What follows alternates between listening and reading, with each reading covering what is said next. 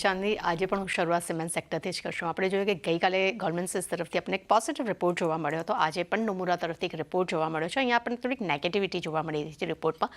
તેમનું કહેવું છે કે ખાસ કરીને ઇસ્ટર્ન અને નોર્થમાં ₹5 પ્રતિ બેગ પ્રાઇઝમાં વધારો કરવામાં આવ્યો છે MOM ધોરણે, પરંતુ હાલમાં પણ સમગ્ર ભારતમાં ખાસ કરીને સિમેન્ટની માંગને લઈને ચિંતાઓ હજી પણ વધી રહી છે. તે સાથે તેમણે એ પણ કહ્યું છે કે ડિસેમ્બરમાં ઇસ્ટર્ન ઝોનમાં ₹16 પ્રતિ બેગ પ્રાઇઝમાં વધારો કરવામાં આવ્યો હતો, જ્યારે નોર્થમાં લગભગ ₹13 પ્રતિ બેગ પ્રાઇઝમાં વધારો કરવામાં આવ્યો છે. પરંતુ સેન્ટ્રલ ઝોનની અગર વાત કરશું તો ત્યાં તેમને ₹2 પ્રતિ બેગ પ્રાઇઝમાં ઘટાડો કર્યો છે. પરંતુ ઓવરઓલ તેમનું કહેવું એવું છે કે હાલમાં પણ સિમેન્ટના પ્રાઇઝ તો વધી રહ્યા છે, પરંતુ માંગની એક ચિંતા તે ખૂબ જ ત્યાં એક અસર કરતી જોવા મળી શકે છે. ત્યારબાદ શેર્સ પર નજર કરશું તો પર્સિસ્ટન્ટ સિસ્ટમ્સ પર CLSA તરફથી આપણને આઉટ પરફોર્મ રેટિંગ જોવા મળ્યા છે. લક્ષ્યાંક તેમને વધાર્યા છે.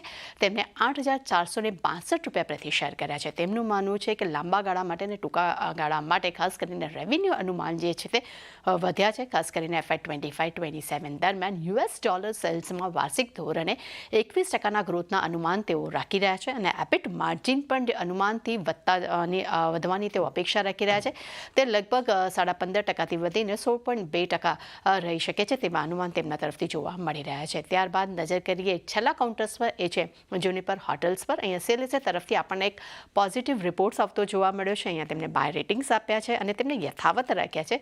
લક્ષ્યાંક તેમને ₹430 પ્રતિ શેર કર્યા છે. તેમનું કહેવું છે કે ભારતમાં હયાત હોટલ્સની ચેઇન આ કંપની ચલાવી રહી છે, જેમાં ખાસ કરીને હાઈ એન્ટ્રી બેરિયર્સ છે તેની અસેટ્સ ઊભા કરવા માટે આ કંપની સારા રેકોર્ડ્સ બનાવી ચૂકી છે.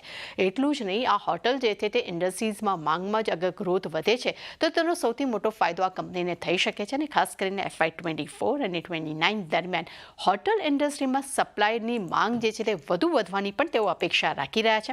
અને કંપનીને FY25-27 દરમિયાન એબિટા છે તે 100% વાર્ષિક ધોરણે વધવાની પણ તેઓ અનુમાન રાખી રહ્યા છે. અને ખાસ કરીને ઓક્યુપન્સી અને એવરેજ રૂમથી કંપનીના એબિટાને એક સપોર્ટ પણ મળી શકે છે. એટલે એક પોઝિટિવ રિપોર્ટ્સ પણ અહીંયા કહી શકાય છે. અને મારા તરફથી એક સેક્ટર અને 2 શેર્સ છે જેના પર બ્રોકરેજ રિપોર્ટ આવ્યા છે, બધા પર જ આજે ફોકસ રહેશે. જી, આ બધા પર આપણે નજર